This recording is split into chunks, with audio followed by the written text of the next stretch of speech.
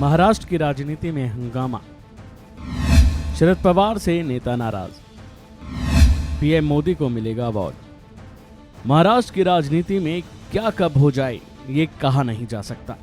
बात की जाए एनसीपी की तो पार्टी में दो फाड़ होने के बाद भी शरद पवार हमला करने की स्थिति में नहीं दिख रहे।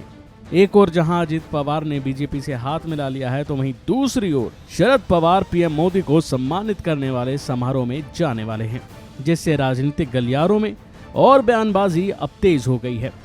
दरअसल महाराष्ट्र के एक कार्यक्रम में पीएम मोदी को सम्मानित किया जाना है।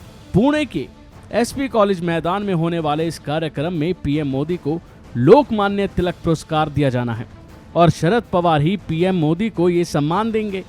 देखा जाए तो अब इस समय महाराष्ट्र की राजनीति में हर कोई हैरान है। जिस तरह से बीजेपी से तल्खी का दौर जारी है, उसे देखते हुए एनसीपी चीफ का फैसला कई लोगों को चौंका रहा है।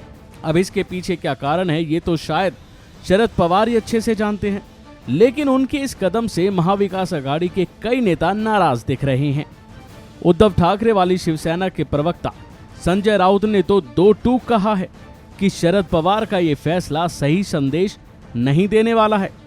संजय राउत ने बयान में कहा है कि जिस समय प्रधानमंत्री इंडिया को अपमानित कर रहे हैं, जिस समय उनकी पार्टी ने एनसीपी में दो फाड़ कर दी है, ये ठीक नहीं लगता अगर शरद पवार उस समय कार्यक्रम में हिस्सा ले जहां पर पीएम को सम्मानित किया जाना चाहिए।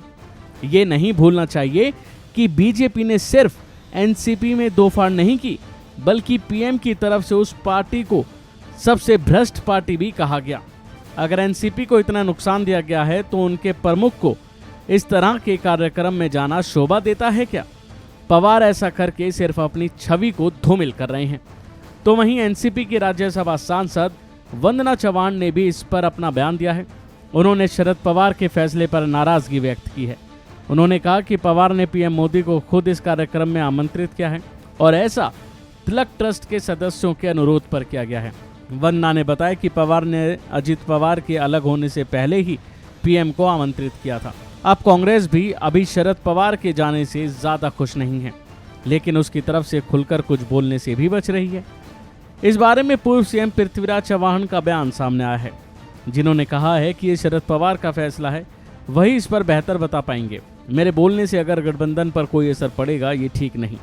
जानकारी के लिए बता दें कि लोकमान्य तिलक अवार्ड तिलक समारोह मंदिर ट्रस्ट द्वारा किया जाता है और इसी में पीएम मोदी को एक अवार्ड से नवाजा जाएगा। बड़ी बात यह है कि इस संगठन के ट्रस्टी रोहित तिलक हैं, जो खुद एक कांग्रेस के नेता हैं।